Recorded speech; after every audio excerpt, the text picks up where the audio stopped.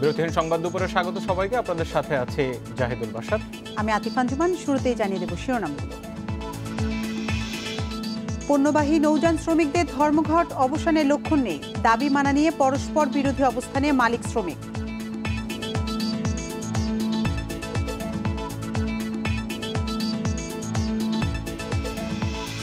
Soybean ও পাম তেলের দাম মিলগেটে লিটারে 2 টাকা কমালেন ব্যবসায়ীরা। বাণিজ্য মন্ত্রীর সঙ্গে বৈঠকের পর সিদ্ধান্ত।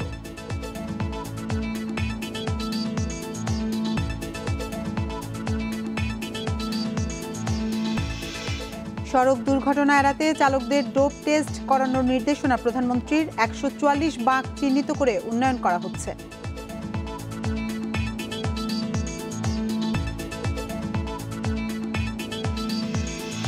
বঙ্গোপসাগরে লঘুচাপের প্রভাবে বৃষ্টিপাত ও ঝোড়ো বাতাসের শঙ্কা। সমুদ্র বন্দরগুলোতে 3 নম্বর সতর্কতা সংকেত।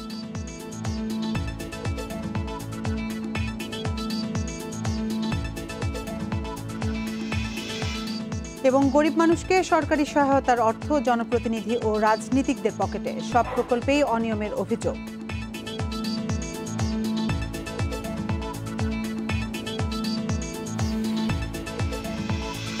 শিরোনামগুলো শুনছিলেন এতক্ষণ, চলে যাচ্ছি পুরো খবরে। ধর্মঘটে থাকা নৌ শ্রমিকদের দাবি মানা সম্ভব নয় বলে জানিয়েছে কার্গো ভেসেল ওনার্স অ্যাসোসিয়েশন সহ 4 সংগঠন। সকালে রাজধানীর বিজয়নগরে সংবাদ সম্মেলনে একথা জানানো হয়। পাশাপাশি নৌযান শ্রমিকদের ধর্মঘট অযৌক্তিক উল্লেখ করে ডাব্লিউটিসির নীতিমালা অনুসরণ করে নৌযান পরিচালনা নিশ্চিত করা সহ আবারও 6 দফা দাবি জানানো হয়েছে। না হলে জাহাজ চালানো সম্ভব নয় বলে জানান নৌযান মালিকরা। এছাড়াও খাদ্য ভাতার বিষয়ে কোর্টের নিষেধাজ্ঞার বিষয়টি সব পক্ষকে মেনে চলার অনুরোধ জানিয়ে শ্রমিকদের দাবি থেকে বিরত থাকারও আহ্বান জানানো হয়েছে। পরবর্তী গেজেটে ধর্মঘটে থাকা শ্রমিকদের দাবি দেওয়ার বিষয়টি গুরুত্ব দেওয়া হবে বলেও জানানো হয় সংবাদ সম্মেলনে।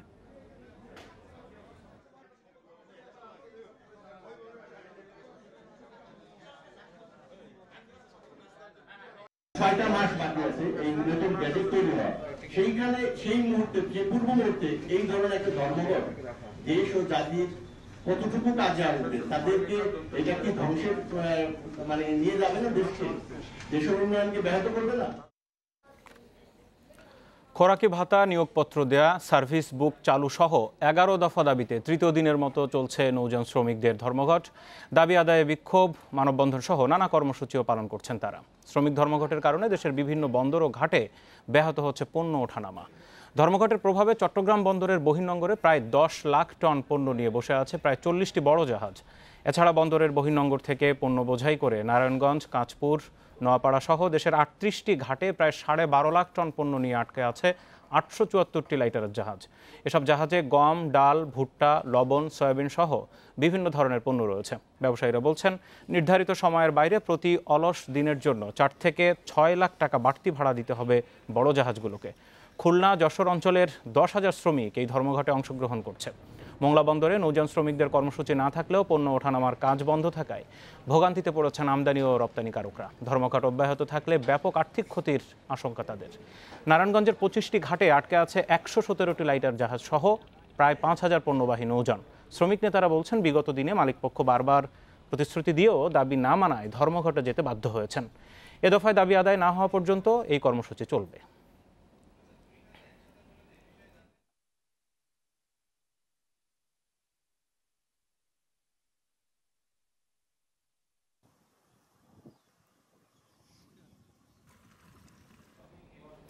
ধর্মঘটের সর্বশেষ পরিস্থিতি নিয়ে জানাতে এই মুহূর্তে চট্টগ্রাম এবং নারায়ণগঞ্জ থেকে আমাদের সাথে সহকর্মীরা যুক্ত হয়েছেন। সেসব জায়গার খবর জানবো তার কাছ থেকে। শুরুতে যাব চট্টগ্রামে, ইফতেখার ফয়সাল রয়েছেন। ইফতেখার, 10 লাখ টন পণ্য নিয়ে বসে আছে 40টি বড় জাহাজ, আর অসংখ্য লাইটারের জাহাজ তো আছে চট্টগ্রাম বন্দরে। তার মানে চট্টগ্রাম বন্দরের সাথে পুরো দেশের পণ্য যোগাযোগ ব্যবস্থা পুরো বন্ধ হয়ে আছে। এখন কি পরিস্থিতি, আর এর সমাধান বাকি? গত 2 দিন ধরে আমরা নৌপথে যেই পরিস্থিতি দেখতে পাচ্ছিলাম, যে পণ্য পরিবহন বন্ধ হয়ে যাওয়া, সেটি কিন্তু এখনও একই ধরনের পরিস্থিতি আমরা দেখতে পাচ্ছি। কিন্তু এর মধ্যে যেটি হচ্ছে সেটি হলো চট্টগ্রাম বন্দরে আসলে যে পণ্য জটের সেটি আরও বাড়ছে। কারণ আমরা দেখেছি যে এর আগে যখন আমরা 10 লাখ টনের কিছুটা কম ছিল পণ্য, আটকে পড়া পণ্য, এবং সেটি কিন্তু ক্রমান্বয়ে বাড়ছে। আমরা দেখেছি গতকালও 3টি মাদার ভেসেল অর্থাৎ বড় জাহাজ চট্টগ্রাম বন্দরের বহির্নোঙরে এসেছে এবং আরও 7টি জাহাজ আজকে আসার জন্য অপেক্ষায় রয়েছে। তো যার কারণে বলা চলে যেই পণ্য আটকে যাওয়ার পরিমাণ সেটি কিন্তু আরও বাড়ছে। আজকে চট্টগ্রাম বন্দরের যেই তথ্য আমার কাছে আছে সেটি হচ্ছে চট্টগ্রাম বন্দরের বহির্নোঙরে এরই মধ্যে 58টি জাহাজ অবস্থান করছে, যার মধ্যে 47টি জাহাজে কোনো ধরনের কাজ করা যাচ্ছে না, অর্থাৎ সেখান থেকে পণ্য স্থানান্তর করে ছোট জাহাজে নেওয়া যাচ্ছে না কেবল লাইটারেজ ধর্মঘটের কারণে। এবং যেই জাহাজগুলো সেখানে আটকে আছে সেখানে আমরা দেখেছি যে ভোজ্য তেল, কয়লা এবং যে বিভিন্ন খাদ্যশস্য সেখানে রয়েছে। তো এই ধরনের পণ্যগুলো সেখানে আটকে পড়ার ফলে কিন্তু যেটি হবে সেটি হচ্ছে বাজারে এই অবস্থা চলতে থাকলে বাজারে একটি সংকট তৈরি হতে পারে এবং এই সংকটের কারণে দুটি বিষয় একই সঙ্গে ঘটতে পারে। একদিকে যে বাজারের কিন্তু দামও অনেক বেশি বেড়ে যেতে পারে এমনটি ব্যবসায়ীরা শঙ্কা প্রকাশ করেছেন। এবং এটি কেবল চট্টগ্রাম বন্দরের বহির্নোঙরে যে পণ্য আটকে আছে এমনটি নয়, সারা দেশেই কিন্তু আপনি জানেন এরই মধ্যে প্রায় 12 লাখ টনেরও বেশি পণ্য নিয়ে অন্তত প্রায় 900-র কাছাকাছি লাইটারের জাহাজ বিভিন্ন ঘাটে অবস্থান করছে, সেগুলো খালাস করা যাচ্ছে না। আমি এই মুহূর্তে যে ঘাটে আছি এই ঘাটটি হচ্ছে চট্টগ্রামের আসাম বেঙ্গল ঘাট। এই ঘাটে একটি জাহাজ রয়েছে এমবি সপ্তবর্ণা। এই জাহাজটি কিন্তু এখানে এই ঘাটে এসেছে গত রোববারে এবং এখানে প্রায় 3000 টন তাদের যে কংক্রিট রয়েছে, ক্লিংকার রয়েছে এবং সেগুলো কিন্তু পাথর রয়েছে, সেগুলোর মধ্যে তারা কিন্তু কাজ শুরু করেছিল খালাসের। 1000 টন তারা খালাস করার পরেই কিন্তু ধর্মঘটের কারণে তারা আর খালাস করতে পারেনি। তারা কিন্তু 3 দিন ধরে এই জাহাজ ঘাটে অলস পড়ে আছে কেবল এই ধর্মঘটের কারণে। কিন্তু ইফতেখার, এতে করে সারা দেশের যোগাযোগ, বিশেষ করে পণ্য যোগাযোগ যেমন ব্যাহত হচ্ছে, নানান ধরনের সমস্যা হচ্ছে, একই সাথে এটাও তো সত্য যে সমস্ত শ্রমিকরা রয়েছেন তাদের মধ্যে হাজার হাজার জন যারা দৈনিক মজুরি ভিত্তিতে কাজ করেন, তাদের সংসার চলে, তারা বেকায়দায় পড়ছে। তো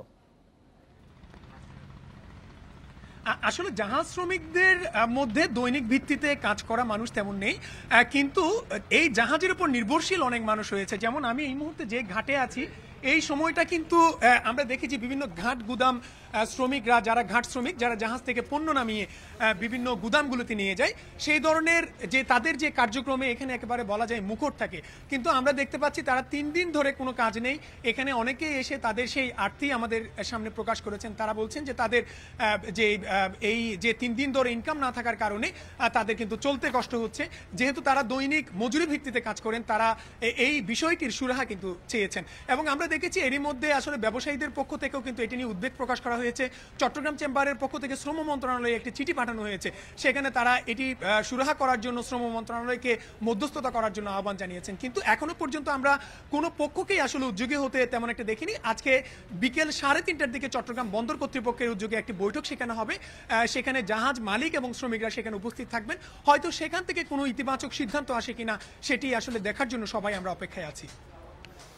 এতে করে আপনি থাকুন আমাদের সাথে। আমরা এই মুহূর্তে তো নারায়ণগঞ্জে যাব, সেখান থেকে রয়েছেন সহকর্মী রাকিবুল হাসান। আমরা রাকিবুল, একটু জানতে চাইবো যে চট্টগ্রামের পরিস্থিতি নিশ্চয় আপনি শুনছিলেন। নারায়ণগঞ্জে দেশের অন্যতম যোগাযোগ ব্যবস্থার, বিশেষ করে পণ্য ওঠানামার একটি হাব, বিশেষ করে রাজধানীর আশপাশে হওয়ায় যোগাযোগ ব্যবস্থা অনেক গুরুত্বপূর্ণ সেই জায়গাটিতে। এখন সর্বশেষ কি পরিস্থিতি? মালিক পক্ষ কি একেবারেই অনড়, তারা কোনো রকম ছাড় দিতে চান না? আসলে আজকে নিয়ে পণ্যবাহী নৌযানের যেই তারা কর্মবিরতি করছে, আজকে নিয়ে 3 দিন চলছে। সকাল থেকে কিন্তু আমরা লক্ষ্য করেছি নারায়ণগঞ্জের যে 4টি নদীতে 25টি যে ঘাটে এসব পণ্য লোড আনলোড করা হয়, এটা কিন্তু 3 দিন যাবতই বন্ধ রয়েছে। এবং আজকে সকাল থেকেই কিন্তু কোনো পণ্যবাহী জাহাজ নারায়ণগঞ্জের 4টি নদী, ধলেশ্বরী, মেঘনা, শীতলক্ষা এবং বুড়িগঙ্গা, এই 4 এলাকায় এই 4টি কোনো ঘাটেই কিন্তু কোনো পণ্য উঠানামা করেনি। এবং সব ধরনের জাহাজ এখানে প্রায় শ্রমিক সংগঠনের হিসেব অনুসারে এখানে প্রায় 5000 পণ্যবাহী নৌযান আছে। এসব নৌযানে প্রতিদিনই তারা প্রায় 5 লক্ষ টন মাল ও লোড আনলোড করেন, এরকম একটি তথ্য আমাদেরকে জানিয়েছেন। তো এই সব কিছুই কিন্তু বন্ধ আছে। বিশেষ করে আপনাকে যে বিষয়টি জানাতে চাই যে লাইটারের যে জাহাজগুলি 117টা জাহাজ পণ্য নামানোর অপেক্ষায় আছে নারায়ণগঞ্জের এই 25টি ঘাটে। বিশেষ করে এখানে খাদ্য এবং অন্য সামগ্রী যেগুলি আছে এবং বিভিন্ন শিল্প কারখানার কাঁচামাল, বিশেষ করে গম এবং ভুট্টা। আপনি জানেন যে নারায়ণগঞ্জে সারা বাংলাদেশ থেকে কিন্তু এখান থেকে আটা ময়দা সরবরাহ করা হয় এবং শহরের নিতাইগঞ্জ এলাকায় কিন্তু এই আটা ময়দার মিলগুলি গড়ে উঠেছে এবং এসব গম সংকট হওয়ার কারণে কিন্তু এসব মিলে এবং সর্বোপরি সব দিক দিয়েই কিন্তু একটা প্রভাব পড়তে পারে। এবং শ্রমিক নেতাদের সাথে আমরা কথা বলেছি, তারা যে বিষয়টি জানিয়েছেন যে মালিকদের কাছ থেকে এখন পর্যন্ত ইতিবাচক কোনো সিদ্ধান্ত আসেনি এবং তারা যেই পর্যন্ত তাদেরকে কোনো সিদ্ধান্ত না জানানো হবে তারা কিন্তু অনির্দিষ্টকালের জন্য এই কর্মবিরতি তারা অব্যাহত রাখবে। এবং আজকে সকাল থেকেই আমি যেই ঘাটে আছি এটা হচ্ছে নারায়ণগঞ্জ শহরের ৫ নং নদীঘাট, শীতলক্ষা নদীর। রাকিব, আরেকটা বিষয় একটু ছোট্ট করে জানতে চাইবে, এই ধরনের আন্দোলন যখন হয় তখন দেখা যায় যে একটি পক্ষ কিন্তু মোটামুটি সমঝোতা করতে চান বা তারা কাজে ফিরতে চান। এবার শ্রমিকদের মধ্যে সেরকম কোনো পক্ষকে পেয়েছেন কিনা তারা পুনরায় কাজে আসতে চান বা ছাড় দিতে চান? গত ৩ দিনের তাদের যেই আন্দোলন এবং তাদের যেই দাবি, এবং আজকে পর্যন্ত আমরা তাদের সাথে কথা বলেছি এবং তারা যেই দাবির কথা বলছিলেন আমাদের, আসলে তারা একেবারে অনড় যে তাদের দাবি ন্যূনতম, তাদের যে প্রধান দাবিটা খাদ্য ভাতা, যেটা এই প্রধান দাবিটা তারা আসলে জোরালোভাবে বলছেন এবং অন্য বিষয়গুলি 15 দফার যেই দাবি আছে, মালিক পক্ষ আসলে তারা যে অভিযোগগুলি করেছেন যে বিগত সময়ে কয়েক দফায় তাদেরকে বসানো হয়েছে এবং এইসব ব্যাপারে তারা আশানুরূপ তেমন ফল পায়নি। রাকিবুল এবং ইফতেখার, আপনাদের দুজনকে ধন্যবাদ। মালিক পক্ষের এই মুহূর্তে একজন প্রতিনিধি, সাবেক সাধারণ সম্পাদক কার্গো ভেসেল ওনার্সের মাসুদ করিম, তিনি আমাদের সাথে যুক্ত হয়েছেন। আমরা তার কাছ থেকে বিস্তারিত জানবো, কারণ শ্রমিকদের সব দাবি মূলত কিন্তু তাদের কাছে। মাসুদ করিম, আপনাকে স্বাগত জানাচ্ছি। শ্রমিকরা যেই সমস্ত দাবিগুলো করেছে তার ভিতরে বেশ গুরুত্বপূর্ণ কয়েকটি রয়েছে, যেমন তারা খোরাকি ভাতার কথা বলেছেন, সার্ভিস বুকের কথা বলেছেন, আরও বেশ কয়েকটি। আপনারা যখন ছিলেন দায়িত্বে তখনও কিন্তু এই আন্দোলন হয়েছে, বা এই নিয়ে চতুর্থবারের মতো আন্দোলন, পঞ্চমবারের মতো আন্দোলনে গেছেন তারা। তাদের দাবিগুলো কি আসলে অযৌক্তিক?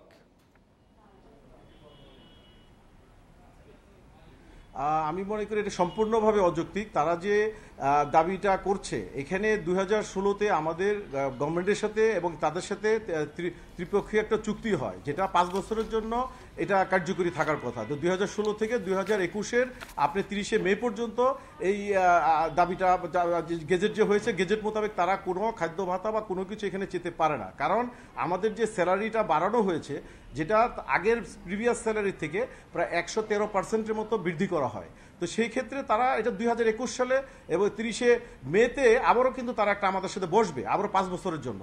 তো এই ইন বিটুইন তারা যে দাবিটা জানাচ্ছে, আপনি জানেন যে করোনা ভাইরাসের জন্য আমাদের 4 মাসের মতো জাহাজগুলো অলসভাবে বসেছিল এবং আমরা সম্পূর্ণভাবে এদের বেতন ভাতা এবং 2টা ঈদের বোনাস সম্পূর্ণ আমরা তাদেরকে দিই এবং আমাদের কোনো ইনকাম সেখানে নাই। এবং আমাদের বর্তমান সরকার বিভিন্ন সংগঠনকে, বিভিন্ন বিজনেস সেক্টরকে তারা যে প্রণোদনা দিয়েছে, আমরা কোনো প্রণোদনা পাই নাই এবং আমরা কোনো শ্রমিককে চাকরিচ্যুত করি নাই। কিন্তু তারপরও তারা এই মোমেন্টে সরকারকে এবং আমাদের দেশকে বিব্রত বোধ করার জন্য এরা এই কাজগুলো করছে। এবং আপনি জানেন যে মাননীয় সুপ্রিম কোর্টের হাইকোর্ট বিভাগ এরা যখন আরও 2-3 বার আন্দোলন করছিল, তখন আমরা কোর্টে যাই এবং তাদের বিরুদ্ধে আমাদের সুপ্রিম কোর্ট থেকে তাদের এই সংগঠনের বিরুদ্ধে কোনো হরতাল করতে পারবে না, এই ব্যাপারে স্টে অর্ডার জারি আছে এবং খাদ্য ভাতার ব্যাপারেও স্টে অর্ডার জারি আছে। তো সেই ক্ষেত্রে এটা আমরা তো কোর্টের বাইরে যেও আমরা করতে পারি না। তাই এই ক্ষেত্রে আমরা তাদেরকে বলতে চাই যে যেহেতু বাংলাদেশের এই ক্রাইসিস মোমেন্টে আমরা সরকারকে সহযোগিতা করতে চাই, তারপরেও যদি তারা মনে করে এই মোমেন্টে তারা স্ট্রাইকটা উইথড্র করুক এবং তারপরে তারা একসাথে বসে শ্রমিক সংগঠন এবং আমাদের মালিক সংগঠনের আমরা একটা সিদ্ধান্ত নিতে পারি। কিন্তু মাসুদ করিম, আপনি যে কথা বলছেন যে তারা আগে ধর্মঘট প্রত্যাহার করুক, তারপরে তাদের সাথে বসে বা আলোচনা করা যাবে। আজকের বিজয়নগরের করিম টাওয়ারে সেখানে মালিক পক্ষের সাথে যে বৈঠক, সেখানেও কিন্তু সবার আপনাদের পক্ষ থেকে এই বক্তব্যই ছিল, আগে ধর্মঘট প্রত্যাহার হোক। তাহলে এই যে ধর্মঘট যারা ডাকছে তারা তো আপনাদেরই অধীনস্থ কর্মচারী বা কর্মকর্তা, তারা কেন এরকম একটি কার্যকলাপে গেলেন? আপনারা তো বলছেন সেটি অযৌক্তিক, তারা গেলেন কিভাবে তাহলে? হ্যাঁ, যেহেতু আমরা মালিক পক্ষ, আপনি জানেন আমাদের এই সংগঠনে যত শ্রমিকরা আছে আমরা তাদের সাথে যুক্ত, এবং আপনি ইন্টারেস্টিংলি আমাদের কোনো কর্মচারীরা কিন্তু অসন্তুষ্ট না, আমি বলতে পারি এরা অল অফ দেম মানে মারাত্মক তারা হ্যাপি, এবং বলে আমাদের শ্রমিকরা, আমার অনেকগুলো জাহাজ আছে, তারা কখনো কোথাও কমপ্লেন নেই। এখানে নেতৃত্বের জন্য এই শ্রমিকদের মধ্যে অনেক নেতা আছে যাদের কোনো তারা কোনো এই সাথে যুক্তই না, তারা এটাকে বিজনেস হিসেবে নিয়েছে এবং একটা আন্দোলন করে এবং তাদের নেতৃত্ব প্রতিষ্ঠা করার জন্য আমি মনে করি, এবং সরকারকে বর্তমানে বিব্রতবোধ করার জন্য এই কাজগুলো করতেছে। তা না হলে আপনি বুঝতে পারেন এরকম একটা মহামারীতে আপনাকে আমি বলছি যে আমরা কোনো 4 মাসে আমরা কোনো বিজনেস করতে পারি নাই, এবং আপনি যেই অয়েল ট্যাঙ্কার বলেন আজকে যে যাত্রীবাহী পরিবহনগুলো সম্পূর্ণভাবে অলস বসেছিল। আমরা বেতন দিচ্ছি, বোনাস দিচ্ছি, সব দিচ্ছি, এবং তাদেরকে 2016-তে যে বেতন ছিল তার 113% আমরা প্রিভিয়াস বেতন থেকে বৃদ্ধি করে তাদের বেতনটা চালু আছে, এবং তারা আর যদি 6 মাস তারা ধৈর্য ধরতো, আমরা আবার তাদের সাথে যৌক্তিকভাবে বসে আমাদের সমস্ত সংগঠন এবং আমাদের গভর্নমেন্টের বিভিন্ন সংগঠনের সাথে বসে আমরা তাদেরকে আবার কিন্তু মাসুদ করিম, এখন এই আপনাদের দুই পক্ষের এই টানাহাচড়া বা এই টানাটানির ভিতরে এর মধ্যে দিয়ে তো সাধারণ যারা তারা ক্ষতিগ্রস্ত হচ্ছে। 2 দিনের মধ্যেই হয়তো জ্বালানি তেলের সংকট দেখা দেবে, বিভিন্ন ইন্ডাস্ট্রি যে সেখানে দেখা গেল কাঁচা পণ্যের সংকট দেখা দেবে। তো এখন উপায় আসলে কি?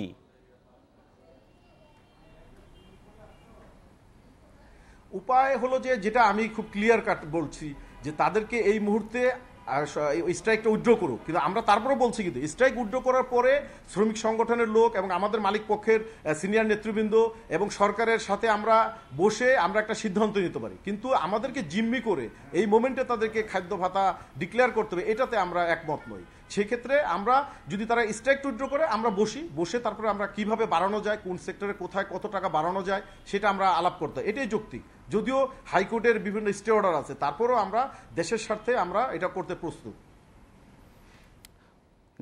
পণ্যবাহী নৌ শ্রমিকদের যে ধর্মঘট, সেই ধর্মঘটের ব্যাপারে আমরা কথা বলছিলাম যারা মাসুদ করিমের সাথে, কার্গো ভেসেল ওনার্স অ্যাসোসিয়েশনের সাবেক যুগ্ম সম্পাদক তিনি। সয়াবিন তেল মিলগেটে লিটারে 2 টাকা কমিয়ে 90 টাকা এবং পাম অয়েল 2 টাকা কমিয়ে 80 টাকায় বিক্রির ঘোষণা দিয়েছেন ব্যবসায়ীরা। সকালে বাণিজ্য মন্ত্রীর সাথে বৈঠক শেষে এই সিদ্ধান্ত ঘোষণা দেওয়া হয়। সয়াবিন ও পাম অয়েলের নতুন দাম অবিলম্বে কার্যকর করা হবে বলেও জানিয়েছেন ব্যবসায়ীরা। সম্প্রতি বিশ্ববাজারে ভোজ্য তেলের দাম বাড়ায় দেশের ব্যবসায়ীরা তেলের দাম বাড়ানোর একটি প্রস্তাব দেয় বাংলাদেশ ট্রেড অ্যান্ড ট্যারিফ কমিশনকে। পরে গত সোমবার ব্যবসায়ীদের ওই প্রস্তাব নিয়ে পর্যালোচনা সভা হয় এবং মূল্যবৃদ্ধির কোনো কারণ খুঁজে না পাওয়ায় ব্যবসায়ীদের পাঠানো দাম অনুমোদন দেওয়া হয় না। সেদিনের সভায় করোনা মহামারীর সময়ে সাধারণ মানুষের ক্রয় ক্ষমতার কথা বিবেচনায় নিয়ে এবং লাভের কিছু অংশ ছাড় দিয়ে মূল্য আগের জায়গায় রাখার জন্য ব্যবসায়ীদের আহ্বান জানানো হয়।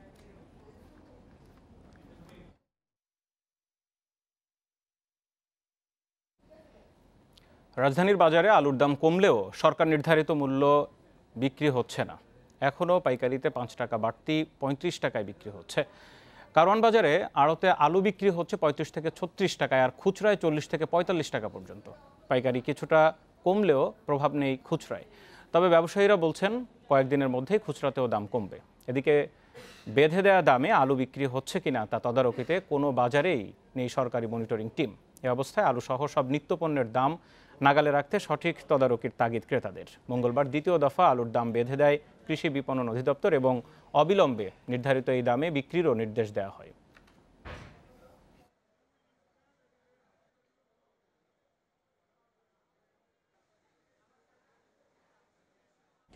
যোগাযোগ ব্যবস্থা উন্নয়নে মধ্য ও দীর্ঘমেয়াদী পরিকল্পনা নিয়ে কাজ করছে সরকার। রাজধানীর সাথে প্রতিটি ইউনিয়নের যোগাযোগ নেটওয়ার্ক গড়ে তোলা হচ্ছে বলে জানিয়েছেন প্রধানমন্ত্রী শেখ হাসিনা।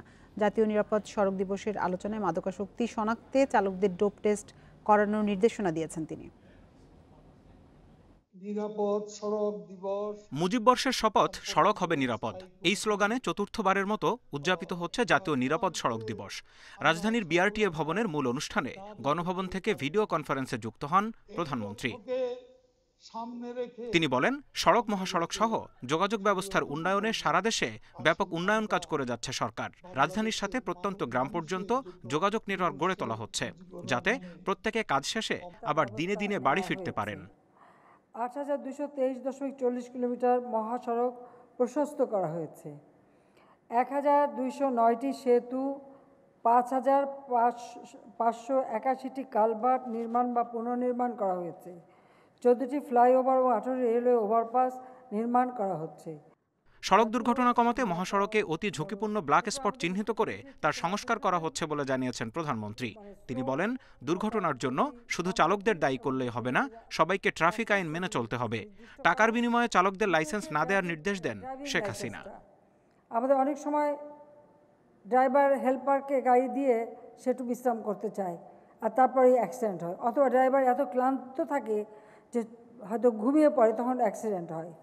যারা গাড়ি চালাচ্ছে তারা মাদক সেবন করে কি না তাদের ডোপ পরীক্ষা করা দরকার, এবং মাদক সেবন করে কি সেটা পরীক্ষা করা দরকার।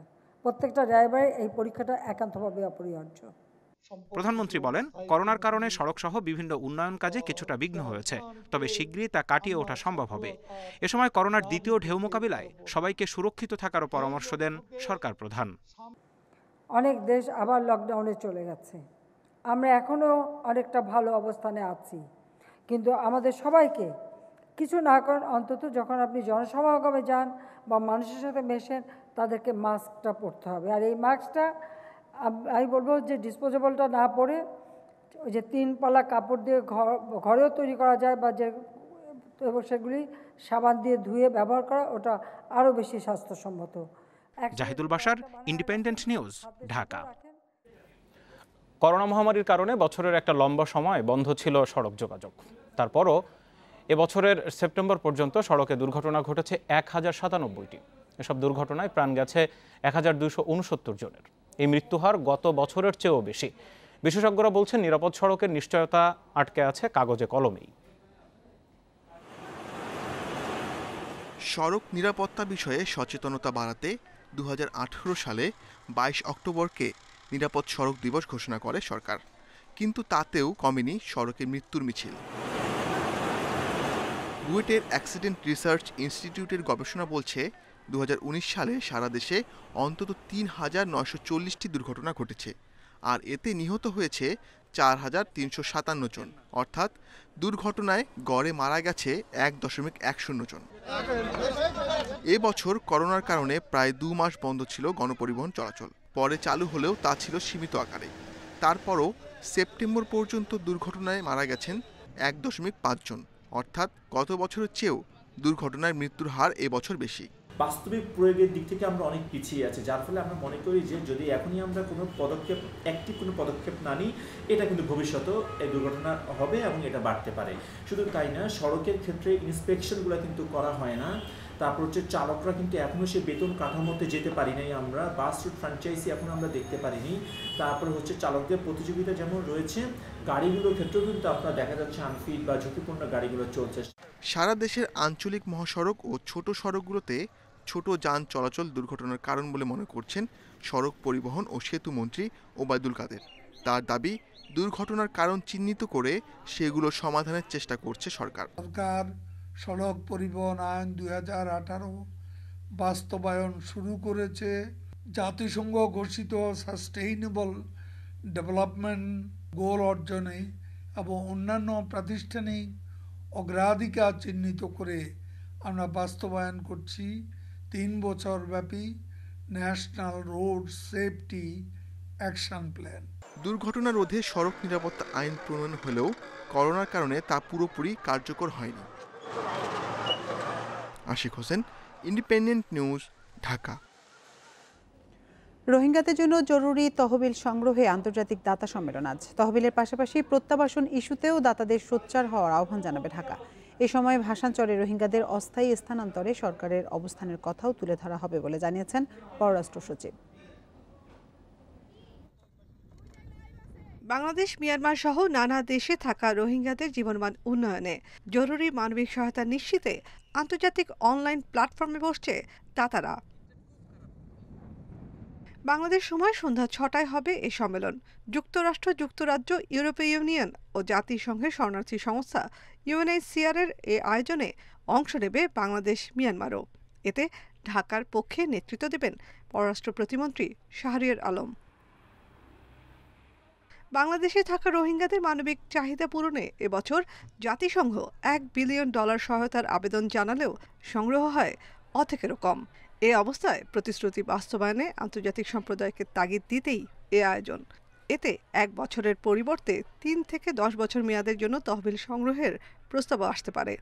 বাংলাদেশ চাইবে যে এইটা শুধু একটা হিউম্যানিটেরিয়ান এফোর্টের জন্য এই মিটিংটা যেন না হয়, এটা যেন একটা সমাধানের একটা বিষয় যেন এখানে থাকে। অর্থাৎ বাংলাদেশের জন্য মেইন ফোকাস বা প্রায়োরিটি হচ্ছে গিয়ে এই রিপ্যাট্রিয়েশন। রোহিঙ্গা আবাসনের জমি, নিরাপত্তা, প্রাকৃতিক সম্পদের ব্যবহার সহ অনেক কিছুই নিশ্চিত করেছে বাংলাদেশ। এবার এসবের আর্থিক দিক বিবেচনার প্রস্তাবও দেবে ঢাকা। এছাড়া 1 লাখ রোহিঙ্গাকে অস্থায়ীভাবে ভাষাঞ্চলে নেবার বিষয়েও দেয়া হবে বিশেষ গুরুত্ব। ইন্টারন্যাশনাল কমিউনিটির ওইটাও ভাবার কোনো কারণ নাই যে আমরা এই রোহিঙ্গাদেরকে ভাষাঞ্চলে পার্মানেন্টলি নিয়ে যাচ্ছি বা তাদের কোনো ধরনের চিরস্থায়ী বন্দোবস্ত করছি। আমরা ভাষাঞ্চলের সুন্দর জায়গা। রোহিঙ্গা সংকট মোকাবেলায় আন্তর্জাতিক সহায়তা কার্যক্রমে অর্থায়নের ব্যাপক ঘাটতি প্রতি বছরই বাড়ছে।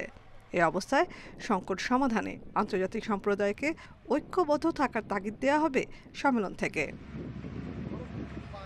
Nafiza, independent news, Dhaka. ৭১-এর মানবতা বিরোধী অপরাধের দায়ে মৃত্যুদণ্ডপ্রাপ্ত জাতীয় পার্টির নেতা সাবেক প্রতিমন্ত্রী সৈয়দ মোহাম্মদ কায়সারের মৃত্যু পরোয়ানা কারাগারে পাঠানো হয়েছে। বেলা 12টার দিকে আন্তর্জাতিক অপরাধ ট্রাইব্যুনাল থেকে ঢাকার কেন্দ্রীয় কারাগারে এই পরোয়ানা পাঠানো হয়। মৃত্যুদণ্ডপ্রাপ্ত সৈয়দ মোহাম্মদ কায়সারের এখনও রিভিউ করার সুযোগ রয়েছে। রিভিউ খারিজ হলে সংবিধান অনুযায়ী তিনি রাষ্ট্রপতির কাছে প্রাণভিক্ষার আবেদন করার সুযোগ পাবেন।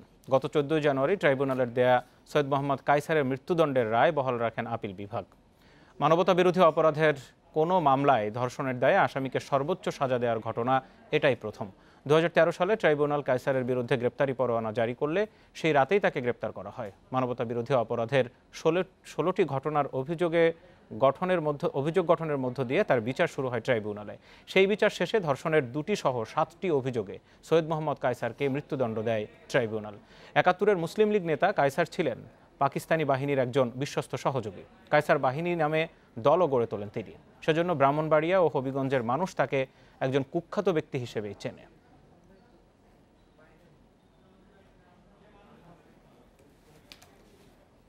বঙ্গোপসাগর সংলগ্ন এলাকায় সুস্পষ্ট লঘুচাপ অবস্থান করছে। এর প্রভাবে ঝোড়ো হাওয়ার শঙ্কায় দেশের সমুদ্র বন্দরগুলোকে 3 নম্বর স্থানীয় সতর্কতা সংকেত জারি রেখেছে আবহাওয়া অধিদপ্তর। বাড়তি সতর্কতা হিসেবে উত্তর বঙ্গোপসাগর ও গভীর সাগরে অবস্থানরত সব মাছ ধরা নৌকা ও ট্রলারকে উপকূলের কাছাকাছি থেকে সাবধানে চলাচল করারও পরামর্শ দিয়েছে সংস্থাটি।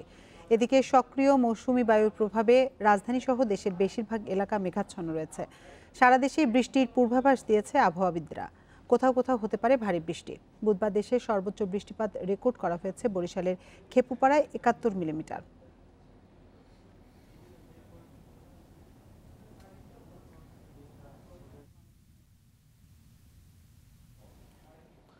দরিদ্র পিছিয়ে পড়া মানুষের জীবনমান উন্নয়নে দীর্ঘদিন ধরে নানা প্রকল্পের মাধ্যমে অর্থ বরাদ্দ দেয় সরকার। তবে এর একটা বড় অংশই দুর্নীতিগ্রস্ত জনপ্রতিনিধি ও রাজনৈতিক নেতাদের পকেটে চলে যায় বলে অভিযোগ রয়েছে। টিআর, কাবিখা থেকে শুরু করে প্রতিবন্ধী ভাতা সব প্রকল্পের ক্ষেত্রেই রয়েছে এই অনিয়মের অভিযোগ।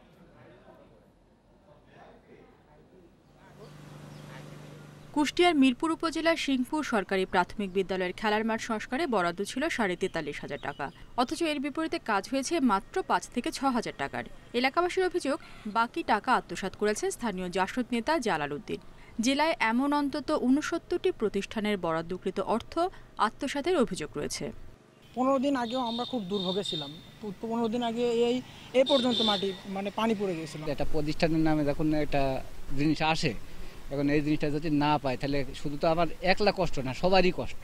অবশ্য উপজেলা প্রকল্প বাস্তবায়ন কর্মকর্তার দাবি, এমন কোনো অভিযোগের কথা জানেন না তিনি। এই ব্যাপারে আমি জানি না এবং এটা খোঁজ খবর না নিয়ে আমি বলতে পারবো না, ভাইকে বলতে পারবো। লক্ষ্মীপুরে শুধু কুশাখালী ইউনিয়ন পরিষদের চেয়ারম্যান নুরুল আমিনের বিরুদ্ধেই রয়েছে 29টি প্রকল্পের অর্থ আত্মসাতের অভিযোগ।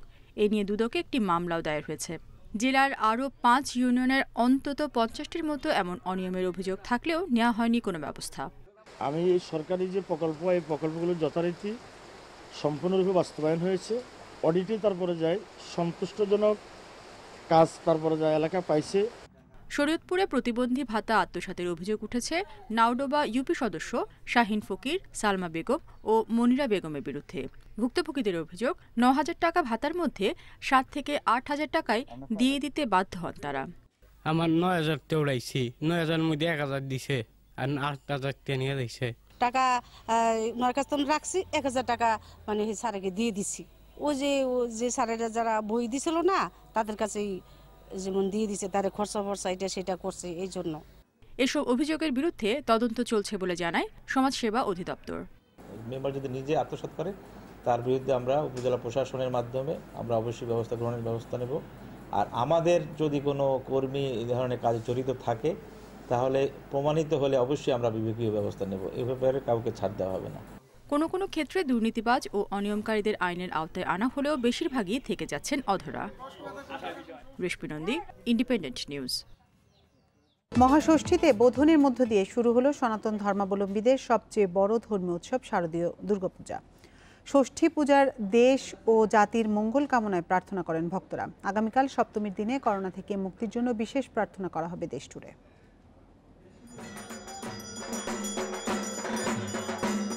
মহাষষ্ঠীতে বোধনের মধ্য দিয়ে মাটির প্রতিমায় প্রাণ প্রতিষ্ঠা, আর এরই মাধ্যমে আনুষ্ঠানিকভাবে শুরু হলো শারদীয় দুর্গাপূজা। মন্ত্রপাঠ, শাখ, উলুধ্বনি আর শাস্ত্রীয় বিধান মেনে ষষ্ঠী পূজা করা হয়। সনাতন শাস্ত্র মতে মহাষষ্ঠীতে বেলগাছের নিচে স্থাপন করা হয় দুর্গাপূজার ঘট। 5 দিনের পূজার সংকল্প করা হয় এই সময়ে। পাপ মুক্তি, অশুভ শক্তির বিনাশ আর বিশ্ব শান্তির জন্য প্রার্থনা করা হয়। আমাদের দেশের লোক, সারা পৃথিবীর লোকই অসুস্থ, সবাই যেন এর থেকে মুক্ত থাকতে পারি এবং সবাই যেন সুস্থ থাকতে পারি, সেই কামনাই আমরা প্রার্থনা করি। করোনার কারণে আয়োজন সীমিত হলেও ভক্তরা উপোস রেখে পরিবার পরিজন নিয়ে অংশ নেন পূজায়। পরে অঞ্জলি দানের মাধ্যমে সম্পন্ন হয় ষষ্ঠী পূজা। ভক্তদের বিশ্বাস, ষষ্ঠী পূজার মধ্য দিয়ে মর্তে আগমন ঘটে দুর্গা দেবীর। এই ষষ্ঠী পুজোর মাধ্যমে আজকে আমরা মাকে বরণ করলাম, আমাদের মাঝে আজকে আবার মাকে পেলাম 1 বছর পরে। আমাদের ভিতরকার আসরিক শক্তিগুলোকে বলিদান দিয়ে আমরা প্রত্যেকে যেন এক একজনে মানবিক গুণাবলী সম্পন্ন মানুষ হতে পারি।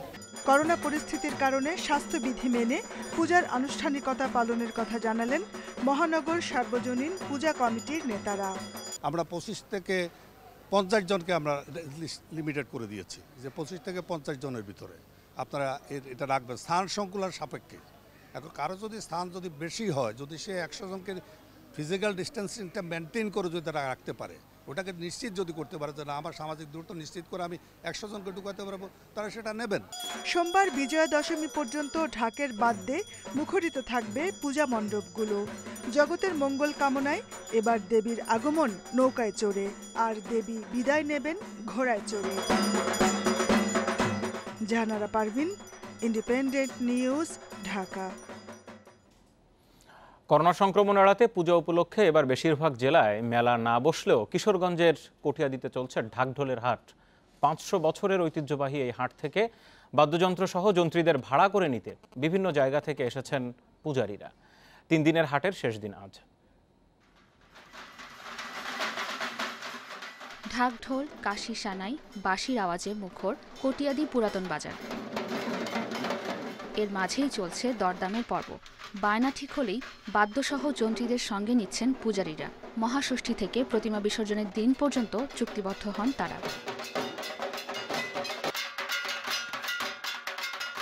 দুর্গাপূজা শুরুর আগে বসে এই হাট। প্রতি বছর রাজধানী সহ আশপাশের বিভিন্ন জেলা থেকে যাওয়া ঢাকি ও যন্ত্রীরা জড়ো হন এই হাটে। পূজারীরা আসেন আরও দূর দূরান্ত থেকে। এই ঢাকঢোল কাশি 3টা হলে চলে। ব্যান্ড পার্টি যদি ব্যান্ড পার্টি মজা মতো হয় তাহলে ব্যান্ড পার্টি নিয়ে যাবো। বাড়িতে সবার পূজা আর আনন্দ, একটুকুই আনন্দ উল্লাস করবো। ঢুলি আছে 2টা, একটা ঢাক, বাঁশি আছে 6টা, আবার একটা মন্দিরা ম্যান আছে জিপসি আর কি। হ্যাঁ, এইগুলি নিয়ে আসছি আমরা 10 জন। জনশ্রুতি আছে 16 শতাব্দীর মাঝামাঝিতে রাজা নবরঙ্গ রায় তার প্রাসাদে দুর্গাপূজার আয়োজন উপলক্ষে বাদ্যযন্ত্রীদের আমন্ত্রণ জানিয়েছিলেন। সেই থেকেই পূজার আগে বসে এই ঢাকঢোলের হাট। বিভিন্ন ডিস্ট্রিক্টে যারা বাদক ওরা আছে, চেরাপুজুরি ওনারা এখান থেকে ওগুলো নিয়ে যায়। সারা বাংলাদেশের মধ্যে একমাত্র কটিয়াদি ঐতিহ্যবাহী ডাকদুল বাজার। যদি কোনো ডাকি অসুস্থ হয় বা কোনো রকম বাইনাপত্র হয় তাদের সার্বিক সহযোগিতা আমাদের কমিটিতে করা হয়, খাওয়া দাওয়া সহ, এবং ভবিষ্যতেও করা হবে বলে আমরা বিশ্বাস করি।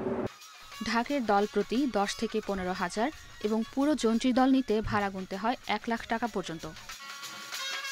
Independent news desk. শেষ পর্যন্ত মারাই গেল মরিয়ম। ঢাকা মেডিকেল কলেজ হাসপাতালে মৃত ঘোষণার পর দাফনের সময় নড়ে ওঠা শিশুটি টানা 6 দিন শিশুদের নিবিড় পরিচর্যা কেন্দ্রে চিকিৎসাধীন ছিল। বুধবার রাতে ঢাকা মেডিকেলে মারা যাওয়ার পর মরিয়মকে উত্তরায় দাফন করা হয়। 16 অক্টোবর ভোরে ঢাকা মেডিকেলে জন্ম নেয় শাহিনুর ইয়াসিন দম্পতির কন্যা মরিয়ম। নির্দিষ্ট সময়ের আগেই জন্ম নেয়া শিশুটিকে মৃত হিসেবে সনদ দেয় হাসপাতাল কর্তৃপক্ষ। এরপর রায়ের বাজার কবরস্থানে দাফনের প্রস্তুতি নেওয়ার সময় বাবা ইয়াসিনের কোলে কেঁদে ওঠে মরিয়ম। পরে আশঙ্কাজনক অবস্থায় শিশুটিকে আবারও ভর্তি করা হয় ঢাকা মেডিকেলের এনআইসিইউতে। কিন্তু শেষ পর্যন্ত নবজাতক মরিয়মকে বাঁচানো সম্ভব হয়নি। কবরস্থান থেকে হাসপাতালে ফেরার 6 দিনের মাথায় বুধবার রাত 11:30টার দিকে চিকিৎসকদের সব চেষ্টা ব্যর্থ করে চলে গেল মরিয়ম। মরিয়মের বাবার অভিযোগ, সঠিক সময়ের অনেক আগে অনেকটা জিম্মি করেই মরিয়মকে ভূমিষ্ঠ করার পরামর্শ দেয় হাসপাতাল কর্তৃপক্ষ। তাই শিশুটির শারীরিক জটিলতা বেড়েছে। তবে এ বিষয়ে কোনো কথা বলতে রাজি হননি ঢাকা মেডিকেলের কেউ। ওনারা বলল যে নর্মালি করাবে, আমি বলছি যে না, আপনার সিজার করানোর কথা বলছি। ওনারা সিজারে রাজি হয়নি, বলছে যে না, নর্মালি 24 ঘন্টার ভিতরে ডেলিভারি হয়ে যাবে। ওনারা মেডিসিনের মাধ্যমে নর্মালি 24 ঘন্টার ভিতরে ডেলিভারি করাই ফেলাইছে আর কি। সেজন্য আজকে আমার বাচ্চার এই অবস্থা। পরে ঢাকা মেডিকেল থেকে রাত 2টার দিকে মরিয়মের মরদেহ নেওয়া হয় রায়ের বাজার কবরস্থানে। সেখান থেকে ফিরিয়ে দিলে নেওয়া হয় আজিমপুর কবরস্থানে। কিন্তু সেখানে সকালের আগে দাফনের ব্যবস্থা না থাকায় শেষ পর্যন্ত উত্তরায় নিজ এলাকায় দাফন করা হয় মরিয়মকে। Nahid Kamal, independent news, Dhaka. হিড়িক পড়েছে নতুন কোম্পানি নিবন্ধনে। সেপ্টেম্বরে 1 মাসের রেকর্ড প্রায় 1600 কোম্পানি নিবন্ধিত হয়েছে আরজেএসসিতে, যা গত বছরের একই সময়ের চেয়ে 31 ভাগ বেশি। ব্যবসায়ীরা বলছেন করোনার ধাক্কা কাটিয়ে অর্থনীতির ঘুরে দাঁড়ানোর লক্ষণ এটি। তারা বলছেন কর্মসংস্থানেও এর ইতিবাচক প্রভাব পড়বে। করোনার সংক্রমণ ঠেকাতে মার্চের শেষ সপ্তাহ থেকে প্রায় 2 মাস বন্ধ থাকে অফিস, আদালত, ব্যবসা প্রতিষ্ঠান। এই সময় অর্থনীতির নানা সূচকে ধস নামে, শূন্যের কোটায় নেমে আসে নতুন কোম্পানি নিবন্ধন। রেজিস্টার অব জয়েন্ট স্টক আরজিএসসির হিসাবে এপ্রিলে একটিও নতুন কোম্পানি নিবন্ধিত হয়নি। মেতে নিবন্ধন নেয় মাত্র 10টি প্রতিষ্ঠান। তবে জুন থেকে বদলাতে থাকে চিত্র, নিবন্ধন নেয় 550 প্রতিষ্ঠান। জুলাইয়ে আরও বাড়ে নতুন নিবন্ধন, তালিকাভুক্ত হয় 1350-র বেশি কোম্পানি। আগস্টে এই সংখ্যা কিছুটা কমলেও সেপ্টেম্বরে রেকর্ড সংখ্যক কোম্পানি নিবন্ধিত হয়। করোনার ভিতরেও, এই মহামারীর ভিতরেও মানুষ ব্যবসার দিকে ঝুঁকে আসছে, নতুন কোম্পানি খুলছে, এবং আরজিএসসি মানুষের সেবাকে সহজ করার জন্য এবং রেজিস্ট্রেশন কার্যক্রম যাতে দ্রুত হয়ে যায় সেগুলো আমরা খুব সচেতন আছি। ব্যবসায়ীরা বলছেন করোনার কারণে স্বাস্থ্য সুরক্ষা সামগ্রীর ব্যবসার প্রসার বেড়েছে, সুযোগ বেড়েছে অনলাইন ও প্রযুক্তি কেন্দ্রিক ব্যবসারও। নতুন এসব উদ্যোগকে টেকসই করতে সহজ শর্তে ঋণ দেওয়ার দাবিও জানিয়েছেন ব্যবসায়ী নেতারা।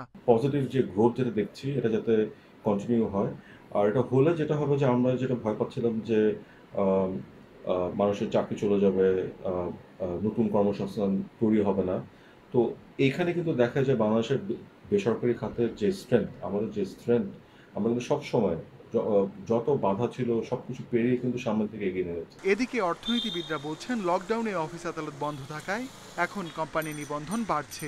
ব্যবসার পরিবেশ উন্নয়নে খরচ কমিয়ে আনতে পারলে নিবন্ধনের এ ধারা জোরদার হবে বলেও মনে করছেন তারা। যত বেশি আমরা এই ফার্ম ফরমেশনের দিকে যাব, আমি বলেছি অর্থনৈতিক উন্নয়নের এটাও একটা বড় মাপকাঠি। তো সেজন্য আমাদের ব্যবসার পরিবেশ, কস্ট অফ বিজনেস, কমপ্লায়েন্সের কস্ট, রিস্ক, এগুলো কমাতে হবে এবং ব্যবসার পরিবেশকে স্মল, মিডিয়াম এবং লার্জ সবার জন্যই অত্যন্ত কনজিনিয়াল করে আমাদেরকে তুলতে হবে। আরজিএসসির হিসাবে জুন থেকে সেপ্টেম্বর 4 মাসেই কোম্পানি নিবন্ধনের জন্য নামের ছাড়পত্র নিয়েছে প্রায় 13,000 প্রতিষ্ঠান।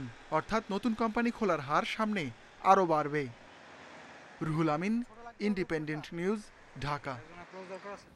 করোনায় বিশ্বে একদিনে 4,32,000 রোগী শনাক্তের রেকর্ড হয়েছে। এ নিয়ে মোট আক্রান্তের সংখ্যা ছাড়ালো 4,15,00,000।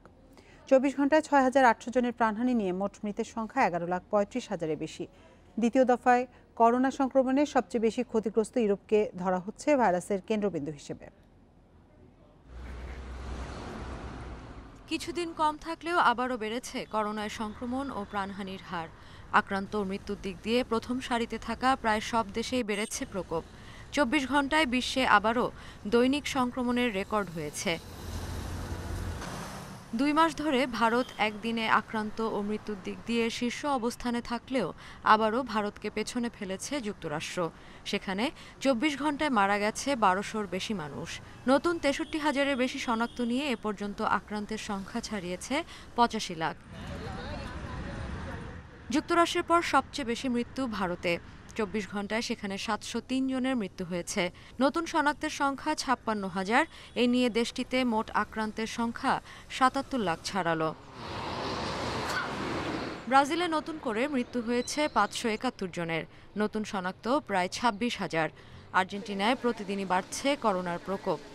24 ঘন্টায় 419 প্রাণহানির পাশাপাশি নতুন শনাক্ত হয়েছে 18,000-এর বেশি। ইউরোপে বেড়েই চলেছে করোনার প্রাদুর্ভাব। 24 ঘন্টায় ইউরোপের মধ্যে সবচেয়ে বেশি শনাক্ত হয়েছে যুক্তরাজ্য ও ফ্রান্সে। দেশ দুটিতে নতুন শনাক্ত হয়েছে 26,000-এর বেশি মানুষ। এছাড়াও যুক্তরাজ্যে 192 এবং ফ্রান্সে 163 জনের মৃত্যু হয়েছে। বুধবার রাশিয়ায় 317 জনের মৃত্যু ও প্রায় 16,000 শনাক্ত হলেও দেশজুড়ে লকডাউনের পরিকল্পনা নেই বলে জানিয়েছেন প্রেসিডেন্ট ভ্লাদিমির পুতিন। স্পেনে মোট আক্রান্তের সংখ্যা ছাড়িয়েছে 10 লাখ। 24 ঘন্টায় মৃত্যু হয়েছে 150-র বেশি মানুষের। ইতালিতে নতুন শনাক্ত 15,000-এর বেশি। দ্রুত হারে সংক্রমণ বাড়ায় চাপ বাড়ছে ইতালি ও পর্তুগালের হাসপাতালগুলোতে। Sadia ফ্রিন, independent news. স্মরণকালের সবচেয়ে ভয়াবহ মন্দার কবলে এশিয়া প্রশান্ত মহাসাগরীয় অঞ্চল। মন্দার কারণে এই অঞ্চলের প্রবৃদ্ধি চলতি বছর 1.6 থেকে 2.2% হবে বলে আবারও পূর্বাভাস দিয়েছে আন্তর্জাতিক মুদ্রা তহবিল IMF। মূলত করোনার কারণে এই ভয়াবহ মন্দা তৈরি হয়েছে। তবে আন্তর্জাতিক উন্নয়ন সহযোগী সংস্থাটি বলছে আগামী বছর মন্দা কাটিয়ে 7% অর্থনৈতিক প্রবৃদ্ধি অর্জন হবে। সবশেষ পরিসংখ্যান অনুযায়ী বিশ্বের অন্যতম পরাশক্তি চীন আগামী বছর এই অঞ্চলের অর্থনীতি পুনরুদ্ধারে বড় ভূমিকা রাখবে। যদিও ভারত, ফিলিপাইন, মালয়েশিয়া সহ এই অঞ্চলের অন্য সব বড় অর্থনীতির দেশগুলো তখনও করোনার কারণে তৈরি মন্দা কাটাতে সংগ্রাম করবে।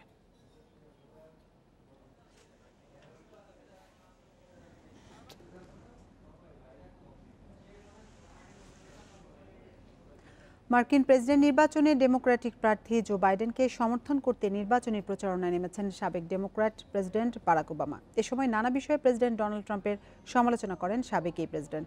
বৃহস্পতিবার পেনসিলভানিয়ার ফিলাডেলফিয়াতে নির্বাচনী প্রচারণা র্যালিতে যোগ দিয়ে ট্রাম্পের ট্যাক্স কাণ্ড, করোনা ভাইরাস মোকাবেলায় তার অবদান, ব্ল্যাক লিভস ম্যাটার ইস্যু ও বিভিন্ন সময় করা তার মন্তব্যগুলোকে প্রশ্নবিদ্ধ করেন ওবামা। এ সময় বাইডেনকে সমর্থনেরও আহ্বান জানানো হয়। মহামারীতে স্বাস্থ্য সুরক্ষা বিবেচনা করে গাড়ি থেকেই সমাবেশে অংশ নেয় সমর্থকরা। পেনসিলভেনিয়াতে এই প্রচারণা র্যালিতে যোগ দেওয়ার আগে আরেকটি গোলটেবিল বৈঠকেও অংশ নেন ওবামা। যুক্তরাষ্ট্রের যেসব অঙ্গরাজ্যে ট্রাম্প ও বাইডেনের মধ্যে তীব্র লয়ের আভাস পাওয়া যাচ্ছে সেগুলোর অন্যতম পেনসিলভানিয়া।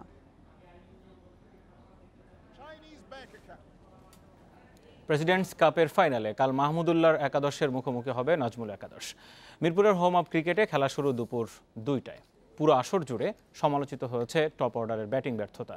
তবে আফিফ, মুশফিকদের দুর্দান্ত ফর্ম ফাইনালে পৌঁছে দিয়েছে নাজমুলের দলকে। শিরোপার লড়াইয়ে কাঁধের চোটে মিস্টার ডিপেন্ডেবলকে পাওয়া নিয়ে শঙ্কা রয়েছে। পেস আক্রমণে আলো কেড়েছে তাসকিন আলামিন জুটি। অন্যদিকে পুরো আসরের সামর্থ্যের প্রমাণ দিয়েছেন রুবেল এবাদতরা। মিডল অর্ডারে মাহমুদুল্লাহর দলের আস্থা মাহমুদুল হাসান ও ইমরুল কায়েস। গ্রুপ পর্বে দুবারের দেখায় শান্ত একাদশের বিপক্ষে হেরে যায় মাহমুদুল্লাহর রিয়াদরা। আগের 2 হারের প্রতিশোধ নেয়ার পাশাপাশি ট্রফি জয়ের লক্ষ্য মাহমুদুল্লাহর দলের।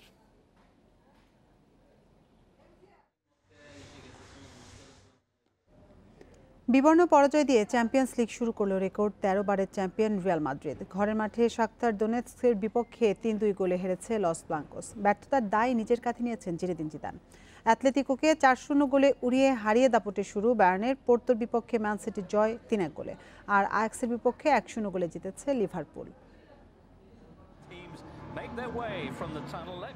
ছন্নছাড়া দল নিয়ে স্বপ্নময় শুরু শাখতারের। প্রথম দলের ১৩ ফুটবলার সহ ১৯ জন কোভিড পজিটিভ হওয়ায় যুব দলের ফুটবলারদের কল্যাণে রিয়াল জয় করেছেন লুইস ক্যাস্ট্রো। ৪২ মিনিটের মধ্যে রিয়ালের জালে ৩ গোল। রামোসের শূন্যতা পূরণে ব্যর্থ রাফায়েল ভারান। ১৩ মিনিটের ব্যবধানে লন্ডভন্ড রিয়াল রক্ষণ। শুরুটা করেন লেমোস মার্টিন্স, আর শেষের চমক সোলোমনের, আর মাঝে হতাশা বাড়ান রাফায়েল ভারান। অতিথিদের দাপটের জবাবটা দ্বিতীয়ার্ধের শুরুতে দিয়েছেন লুকা মডরিচ। দুর্দান্ত প্রত্যাবর্তনের স্বপ্ন দেখিয়েছেন ভিনিসিয়াস জুনিয়র, কিন্তু সময়ের পরিক্রমায় ক্ষীণ হয়েছে রিয়ালের চেষ্টা। শেষ দিকে ফেদেরিকো ভালভার্দের গোল ভিআরে বাতিল হলে সমতায় ফেরা হয়নি ১৩ বারের চ্যাম্পিয়নদের। এই দল নিয়ে চ্যাম্পিয়ন্স লিগ জেতা যাবে না। আশানুরূপ পারফরমেন্স দেখা যায়নি মাঠে। বাজে একটা রাত কেটেছে। কোচ হিসেবে আমাকেই সমস্যার সমাধান খুঁজতে হবে। স্টেফানো স্টেডিয়াম সাক্ষী রিয়ালের ব্যর্থতার, আর আলিয়াঞ্জ অ্যারেনায় অব্যাহত চ্যাম্পিয়ন বায়ার্নের দাপট। ফ্লিকের হাই প্রেসিং কৌশলে ভেঙেছে দিয়েগো সিমিওনের জমাট রক্ষণ। গোল উৎসবের শুরু ও শেষ করেন কিংসলে কোমান। মাঝে লিওন গোরেৎস্কা ও কোরেন্তিন তোলিসো বাড়িয়েছেন জয়ের ব্যবধান। আমস্টারডাম জয় করতে ঘাম ঝরেছে ইপিএল চ্যাম্পিয়ন লিভারপুলের। জমজমাট লড়াইয়ের আভাস থাকলেও নিকোলাস তাগলিফিয়াকোর আত্মঘাতী গোলে আয়াক্সের আক্ষেপ, যা শেষ পর্যন্ত গড়িয়ে দিয়েছে ম্যাচের ভাগ্য। পোর্তোকে রীতিমতো শাসন করেছে ম্যান সিটি। শুরুতে পিছিয়ে পড়লেও আগুয়েরো, গুন্দোয়ান, তোরেসদের কল্যাণে ইউরোপ সেরার আসরে শুভ সূচনা সিটিজেনদের। Mohammad Nazim, independent news. Champions লিগের পর এবার শুরু হতে যাচ্ছে ইউরোপিয়ান ক্লাব ফুটবলের আরেক মর্যাদার আসর, ইউরোপা লিগ। গ্রুপ পর্বের ম্যাচে প্রথম দিনই অস্ট্রেলিয়ান ক্লাব লাস্কের চ্যালেঞ্জ নেবে টটেনহাম। ম্যাচ শুরু রাত ১টায়। একই সময়ে সেল্টিকের বিপক্ষে লড়বে এসি মিলান, আর লেস্টারের প্রতিপক্ষ এফসি জোরিয়া। টানা ৩ মৌসুম চ্যাম্পিয়ন্স লিগ খেলার পর এবার ইউরোপা লিগে অবনমন হয়েছে টটেনহ্যামের। প্রথমবারের মতো লাস্কের পরীক্ষা দেবে স্পার্স। চোটের কারণে থাকছেন না এরিক ডায়ার, তবে ফিরছেন দুই আর্জেন্টাইন এরিক লামেলা ও জিওভান্নি লো সেলসো। এদিকে অপেক্ষাকৃত দুর্বল দল এফসি জোরিয়ার বিপক্ষে মিশর শুরু করছে লেস্টার সিটি। সাইড বেঞ্চে থাকবেন জেমি ভার্ডি, ফ্রন্ট লাইন সামলাবেন স্লিমানি ও ইহেনাচো।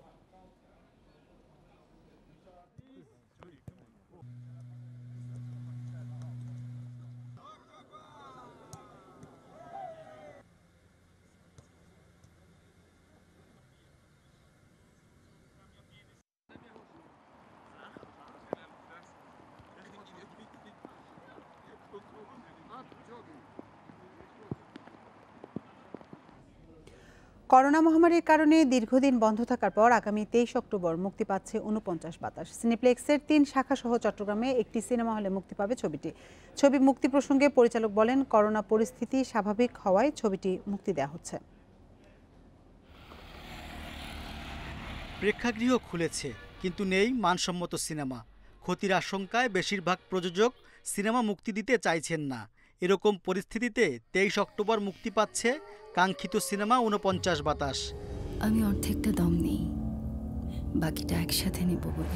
যদিও ছবিটি ১৩ মার্চ মুক্তি পাওয়ার কথা ছিল, করোনা পরিস্থিতির কারণে মুক্তি পিছিয়ে যায়। এটা কিন্তু একটা বড়সড় বিপ্লব ঘটাবে জেনেটিক্সে। ছবিটি নির্মাণ করেছেন পরিচালক মাসুদ হাসান উজ্জ্বল। ছবির কাহিনী সম্পর্কে এখনই মুখ খুলতে নারাজ তিনি, তবে জানালেন পরাবাস্তব প্রেক্ষাপটে ছবিটি নির্মিত হলেও এর গল্পটা প্রেমের, যে প্রেম কোলাহলকে পরিণত করতে পারে নির্জনতায়। প্রেমের গল্প, সায়েন্স ফিকশন তো সায়েন্স ফিকশনই হয়, কিন্তু এটা একটু সারিয়াল সায়েন্স ফিকশন, মানে পরাবাস্তবতার উপস্থাপনাটা পরাবাস্তব, কিন্তু এটা পরাবাস্তব ছবি বললে ভুল বলা হবে। রাজধানীর স্টার সিনেপ্লেক্সের ৩টি শাখায় মুক্তি পাবে ছবিটি। এছাড়া চট্টগ্রামের একটি সিনেপ্লেক্সেও চলবে। এত কম প্রেক্ষাগৃহে মুক্তি নিয়ে মোটেই চিন্তিত নন পরিচালক। দর্শক গ্রহণ করলে আগামীতে আরও বেশ কয়েকটি সিনেমা হলে মুক্তি দেয়া হবে। যেখানে আমি দেখলাম ৭ মাস ধরে মানুষের মানসিক স্বাস্থ্যের অনেক ধরনের অবনতি হচ্ছে, মানুষ অনেক বিষণ্ণ, বদ্ধ, সেখানে আমার তো একটা সুযোগ মানুষের মন ভালো করার চেষ্টা করা, এটা তো আমার জন্য একটা সুযোগটা আমি নিই। অর্থনৈতিকভাবে ক্ষতিগ্রস্ত হলে নিশ্চয়ই মারা যাব না। ৪৯ বাতাসের প্রধান দুই চরিত্রে অভিনয় করেছেন শার্লিন ফারজানা ও ইমতিয়াজ বর্ষণ। এ ধরনের ছবি বিরতির পর সিনেমা হলে দর্শক ফেরাতে সহায়তা করবে বলেও আশা তাদের। চরিত্রটা খুব সাধারণ, আহামরি নায়কোচিত ওরকম কোনো বিশেষ কিছু নেই। খুব সাধারণ একটা ছেলের গল্প, যারা অভিনেতা, যা হয়তো দীর্ঘদিনের স্বপ্ন থাকে আমি এরকম একটা ক্যারেক্টার করব। ফরচুনেটলি এই ক্যারেক্টারটা আমার করার সুযোগ হয়েছে। ইতোমধ্যে সামাজিক যোগাযোগ মাধ্যমে ছবিটি নিয়ে চলছে আলোচনা। ছবিটি ঘিরে তাদের প্রত্যাশাও অনেক। বাকি নিঃশ্বাসটুকু আমার প্রাণে। Rezwan Siddiqui, independent news, Dhaka. এই ছিল 1 ঘন্টার বিরতিহীন সংবাদ দুপুরের আজকের আয়োজন। এতক্ষণ সংবাদ দেওয়ার জন্য ধন্যবাদ সবাইকে। ফেসবুক, ইউটিউব আর টুইটারে চোখ রাখুন সংবাদের আরো বিস্তারিত।